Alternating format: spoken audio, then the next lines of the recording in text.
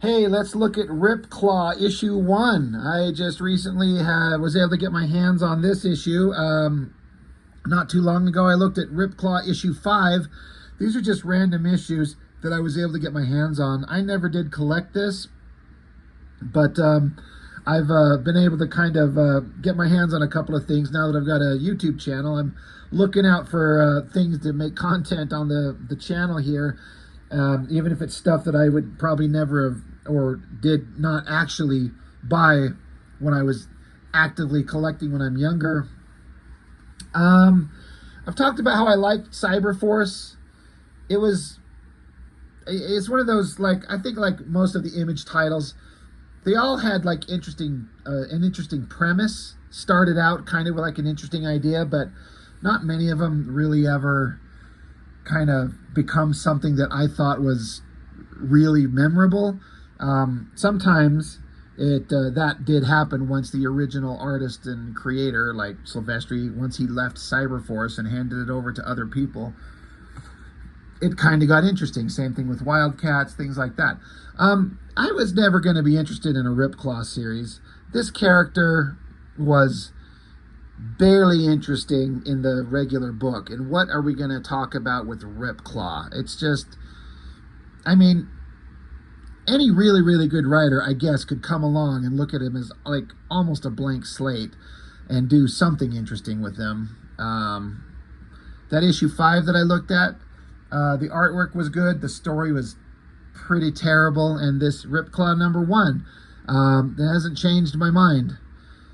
Artwork is pretty good, and the story is just, it's so silly.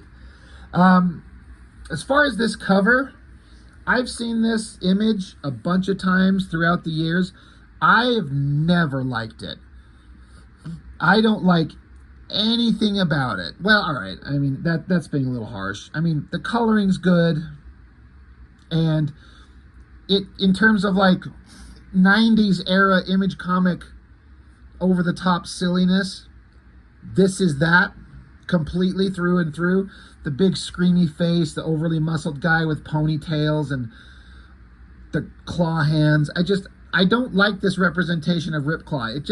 It's too cliche and too ridiculous. I don't like the way that the hands are done.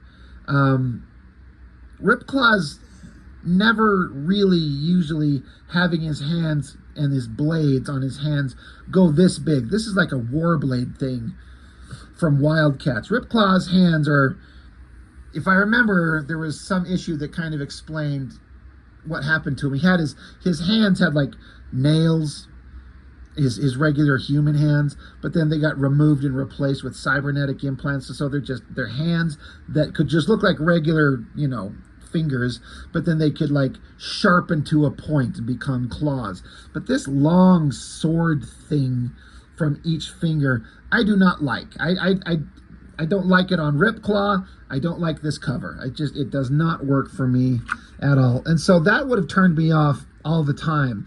So I was kind of surprised when I flipped into this thing, and it's Brandon Peterson pencils. I don't know that I ever remember that Brandon Peterson penciled the Ripclaw series. I know he did a couple things for Top Cow, and he started out, what was that? That is Strike Force? Is that what it was? Not good stuff.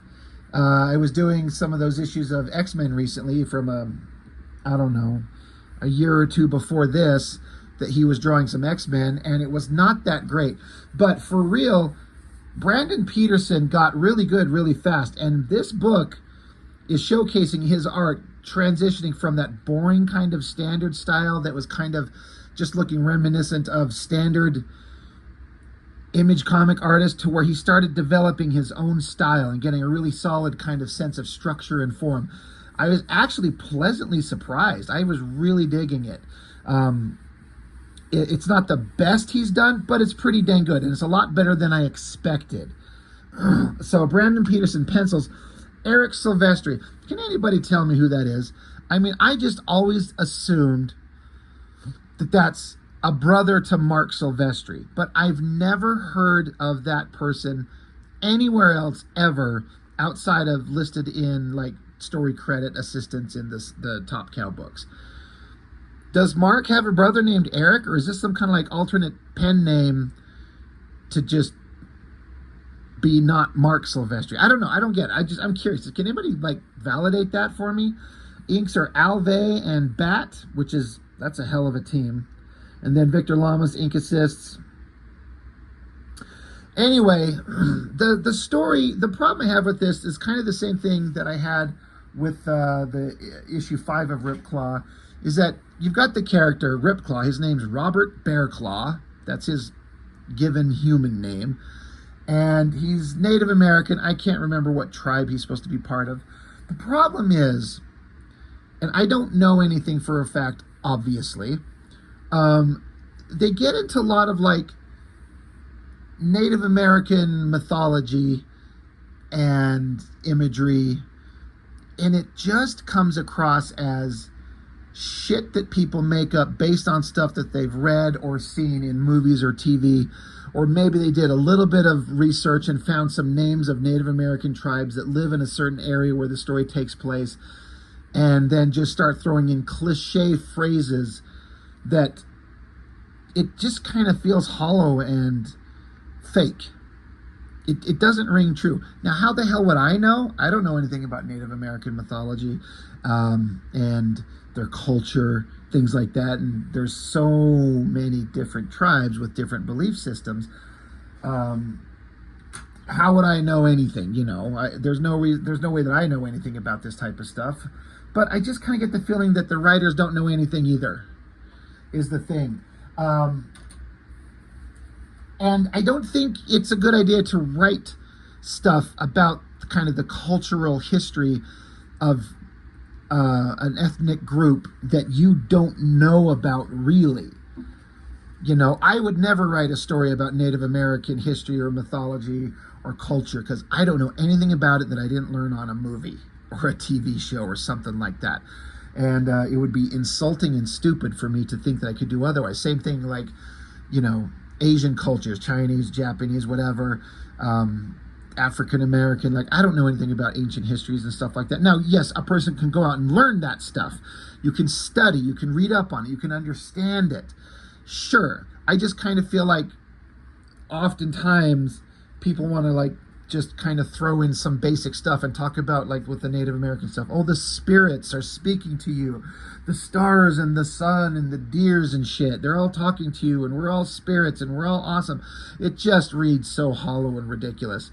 So I question how much this Eric Silvestri researched any of this shit. I really do. I could be wrong. It just doesn't read very interesting. Anyway, to get into it, you get a deer. He's standing there, and then he's practically almost run over. I mean, look at this psychotic look that Brandon Peterson drew on that deer's face. Like, what the fuck is that? It looks like a weird rabbit dog thing. But the cyber data villains in some kind of helicopter-ish looking thing, and soldiers in suits come flying along. Okay, that's cool. And it does say that this is years ago on an Indian reservation in upstate New York. So then you got the villains, the Kimata, this guy that I don't know if I ever really found out who the fuck he was, just somebody that runs cyber data, the villains of the story. And you got Killjoy, evil, psychotic, cybernetic super bitch that fights Cyberforce. And then a character I've never heard of before. Just suddenly, this character shows up in this book. There's this dude here. This is his introduction. This panel 2, this little shot of him crouched in a corner. Says his name is Shadowblade, which is like amongst the most 90s bullshit names I've ever heard. I'm like, this can't be the introduction to this character, can it? Do you really have a brand new character show up that's getting shouted out, and he's just kind of crouched in a corner in panel 2, and that's how we get introduced to the guy? If this is his introduction, this is a big failure. This sucks. But they're on these ships, and Shadowblade, he can like get some kind of psychic sense of this power that they're seeking out, and of course he's got what I'm guessing is some kind of Native American kind of garb. Like he's got this like these, I forget what the names of these things, like these tassel things like you see in stereotypical like cowboy and Indian type shows where they got like a sleeve and then those like tassel things that hang from the bottom of it. You'll see it on a jacket later on in this book. This guy's got this stuff draped across his face, and of course he's got black hair in a ponytail and a robotic arm and some kind of like axe staff weapon thing. But he tells the pilot, go over this way, land down here. Oh look, there's a fucking man on fire is what it looks like. There's a guy, there's a fire, he's glowing, and it looks like he's standing in the fire. Pretty good artwork, I gotta say. All the artwork is pretty sharp. There's some places where I think the storytelling is really lacking, but the actual physical drawing, excuse me, for what Brandon Peterson can do, like the shit he was doing in those X-Men books, he's just grown exponentially. And this stuff looks really, really cool. This is a great face. This is a hard angle to do. Looks great. The inking looks crisp. The coloring is great. But like I said, there's some storytelling parts that I think kind of don't work. But this is supposed to be some Native American guy, I guess. He's standing and glowing on fire, and they're like, his name, they say his name, I don't know how to pronounce it, Oehda. I have no idea how even to begin to approach how to pronounce that. They said it means primal earth. This is probably some of the research that Eric Silvestri did. He went up, looked up, and saw that name, that word, and it means primal earth, and he's like, okay, that's the name of a character. And so now I've got Native American mythology and cultural realities worked into my story. I did clever research. I'm an awesome writer. But that's his name, and he's like a stone. He keeps it around his neck. This is a thing that comes up in this book repeatedly. These stones, it looks like little golden turds that people keep with them. So Shadowblade, we haven't still gotten a chance to see what the fuck he looks like. Little panel there, little panel there, little panel there, and now he's just standing here with this weapon, whatever this stick dildo thing is, holding it in the air, and he tries to throw it at the guy on fire, and it twirls and goes through him like he's intangible. And so this burning guy, he's like trying to kill a ghost while his back is turned. That makes you an idiot as well as a coward. So Killjoy's like, just give us the stone. And then burning ghost guy says, just get off my land, vile woman, and take that son of a black snake with you before I lose my temper. Okay, so burning ghost guy is a badass, apparently.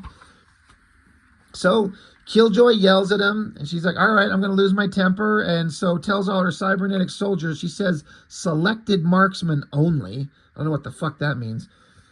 To lock on with all their, like, miniguns and missiles and shit and shoot at the guy, which seems kind of stupid to me, considering we just watched the stupid Shadowblade guy throw an axe through his body. And so now they think just unloading missiles and guns on him will affect him. Oh, guess what? It doesn't. Explosions everywhere. And Burning Ghost guy says, it is good that you do not need to hunt for your food, for you would surely starve to death. What the fuck? So one of the guys like, I don't fucking believe this. No way, we could have missed. So stupid Shadowblade, who we still haven't seen except in little tiny corner panels. He's like, it's an illusion, Killjoy. He could be anywhere. She's like, well, tell him I just want that stone. And so Flaming Ghost guy says, this stone is not meant for the likes of you, daughters of demons, mother of death. Oh, God. I do like these faces. I like his shadows. The inking is looking really cool. The details everywhere. I'm digging this artwork. I'm digging it. But Flaming Ghost guy says, witness what the spirits think of your arrogance and greed. There we get into that cliche sounding shit. So Flaming Ghost guy standing there, his hands coming forward. I do not get what's going on. He's like, this is sacred ground. You must leave here at once. Tell those who sent you not to come back. Now go. So he just scares them and tells them to get lost. And they fucking just walk off and leave. Here's that stupid Shadowblade with this stupid mask thing around his face. Like, come on, what is this?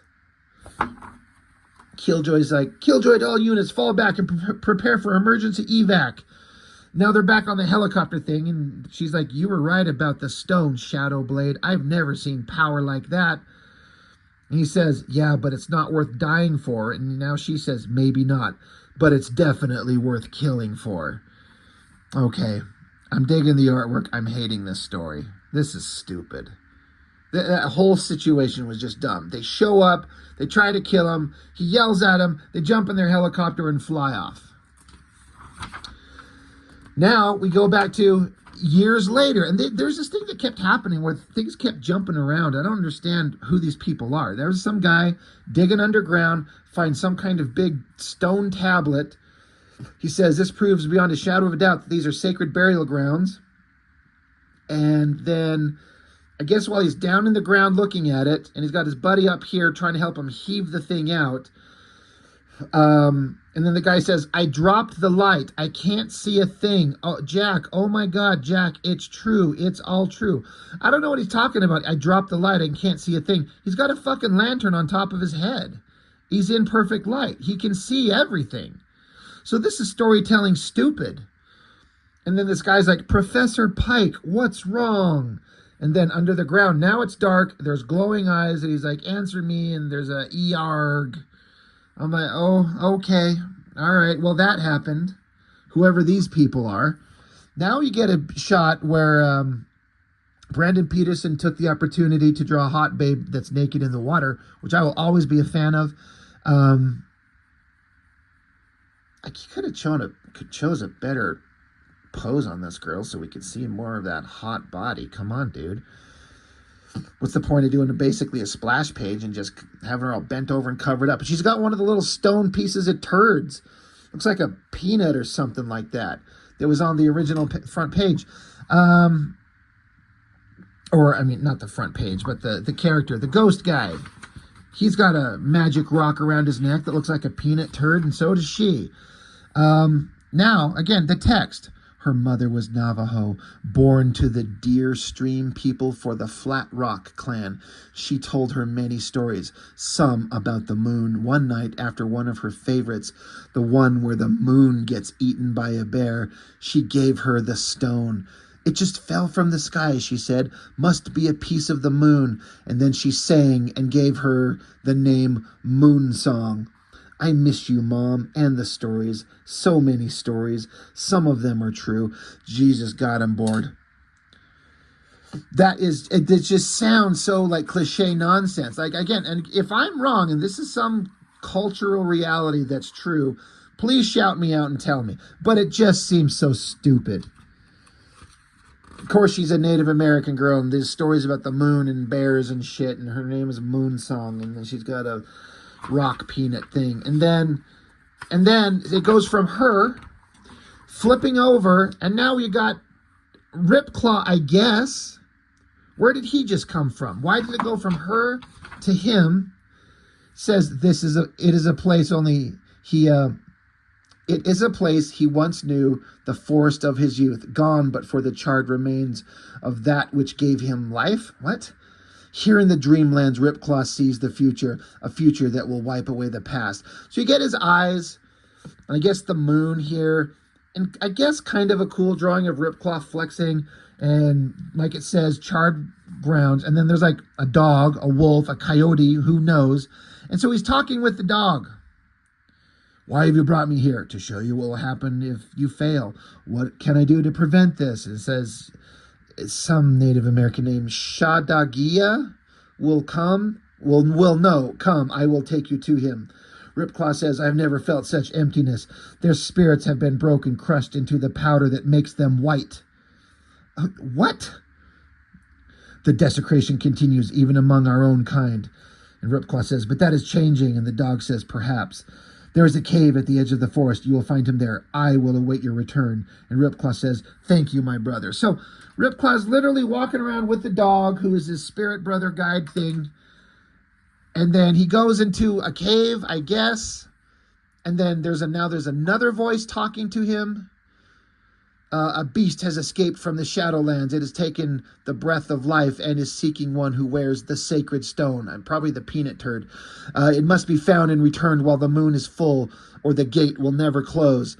If this is not done, then all you see will come to pass, and the death shall inherit. And the dead shall inherit the earth. And then a phone rings and he wakes up and he's in bed. So this is like a dream thing. which is fine. You know, dreams can be powerful and blah, blah, blah, and you can see things. I like the drawing of the owl. I like the drawing of the wolf or whatever the fuck it is. I do not like this goofy as fuck picture of Ripclaw because he gets a call from Laura Moonsong Pike, which I think is Naked Girl in the water over here, I guess, with the peanut turd. She's like, I need your help, Robert. It's about my father. I think something terrible may have happened to him. And so Brandon Peterson chose to draw that goofy-ass face. I'm like, what is going on? This thing is all over the place. This is so fucking weird. So now, the following day at an Indian reservation in upstate New York, I'm pretty sure that's exactly how this started out. Years ago on an Indian reservation in upstate New York. Maybe they built a casino on top of that spot where it was before, because it's literally a casino. It says it right there. Yeah, Ugashun had no right to build a casino on this close to sacred ground. So now Ripclaw's walking around. There he is in the jacket that I was talking about with those fray things hanging off his jacket. He was called here to come see the hot girl. Of course, the security guards are about to kick his ass, and he's like, my name's Robert Bearclaw, and they're like, I don't care. But then hot girl shows up. It's all right. He's a friend. Let him through. So they talk, they interact. Yeah, your father is a good friend. If he's in some kind of trouble, I'll be happy to help, is what Ripclaw's saying to her. They go back and forth about some dumb shit. Oh, and then this dude shows up. The girl's like, hey, Robert Bearclaw, this is my husband. Or, not husband, but they're going to be married soon. Her fiance. It's her hot hunk of man. And so hot hunk of man invites Ripclaw to come to dinner. He's like, Ripclaw says, I've got a previous engagement. And then hot girl says, Jim and I are getting married next week. So Ripclaw says, in his thought bubble, in his head, he's saying, then I guess we're both in need of some luck. Dude, what the fuck is going on? This is so stupid. Now, it cuts to another scene, the city of Syracuse in upstate New York. There's some kid. He's got a glowing peanut turd around his neck. He runs in the front door of his house. Grandfather, he wants the stone, the one you gave me. This man's real creepy looking. Tried to grab it off me. And so the grandfather's like, what color were his eyes? The kid says, yellow, like a snake. So old grandpa says, then he has come. And then boom, dude kicks in the door. That's right, old man. I have come to take back what is rightfully mine. Grandfather says, the stone belongs to man. No demon may possess it. And so evil guy says, but behold, I am a man, and the stone belongs to me. Okay.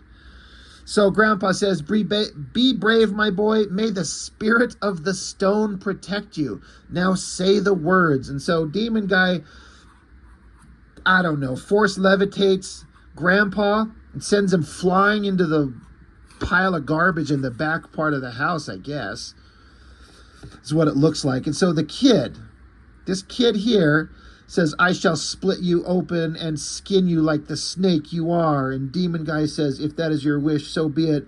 But I must warn you, there are things beneath this skin a child would do well not to gaze upon. Okay, sure. So evil Demon Guy says, you are a brave boy. Your spirit is strong, but not strong enough. Now give me the turd rock. And so the kid says, all right, you asked for it. And then he says, gaze and diet cha. It literally says that. Blasts the demon creature out of the house, blows a hole through the house. The kid's picking himself up, and then demon creature's saying, if I were a lesser demon, you may have stood a chance against me, boy, but I am Dunongeges.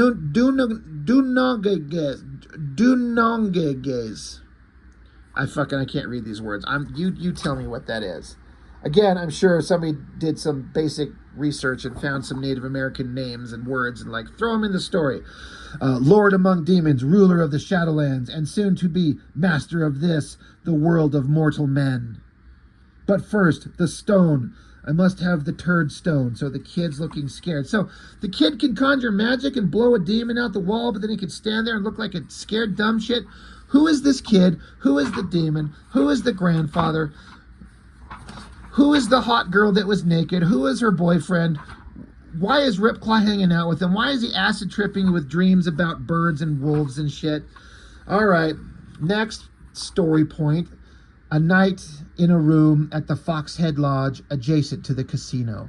So it's hot girl, the hot naked girl. Now the next time we get to see her, she's standing around in like a robe and some sheer dress. We can see her underwear, and she's got great big giant double D titties.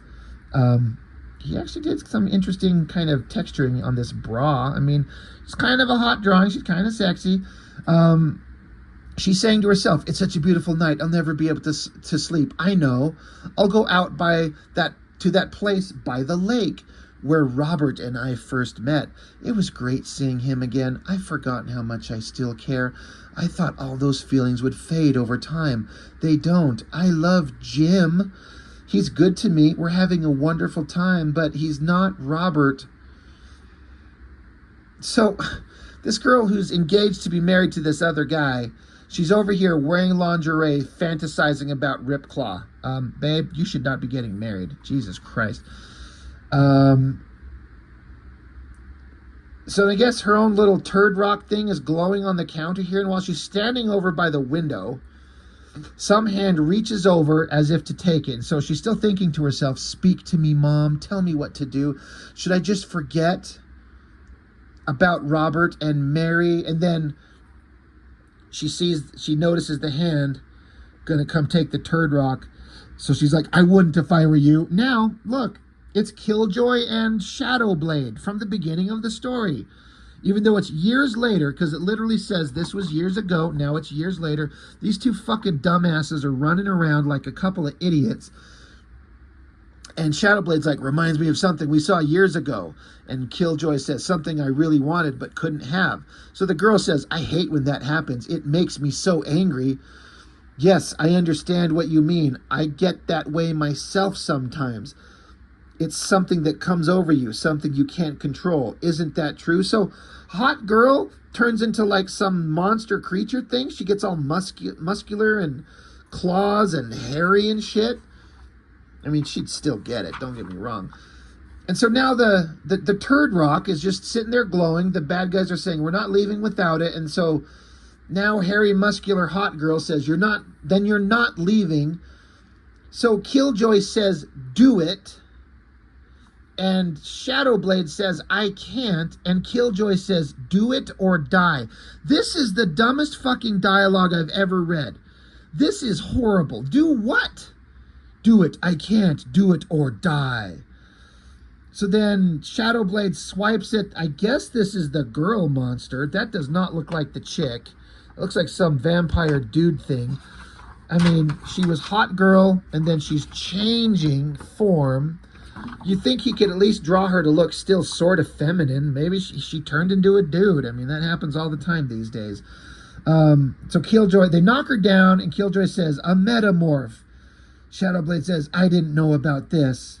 Killjoy says, no matter, it may actually work to our advantage. After all, Cyberdate is always looking for new talent. We had a metamorph once. He didn't work out. Couldn't control him. Shadowblade says, who are you talking about? Do we have time for this conversation, you bunch of fucking idiot Cyberdata dumb shits? Like, this is written so stupid. And then Ripclaw jumps in the window. And look at the sound effects. These tiny, tiny, tiny little spinkle, clink, it says. And then ka-smash. I guess that's a pretty powerful shot of Ripclaw jumping in there. And again, I got to point out, for the most part, I think all the drawing is really good. The inking is fantastic. The coloring is fantastic. I hate this story. It is so stupid. Ripclaw jumps in there. It looks like he got shot in the back, and he just kind of happened to be coming through this, you know, this window. That's not a very heroic, like, bust through a window. So Ripclaw, I guess he kicks Shadowblade in the face and slices Killjoy across the, it looks like the tits or the mouth. I can't tell.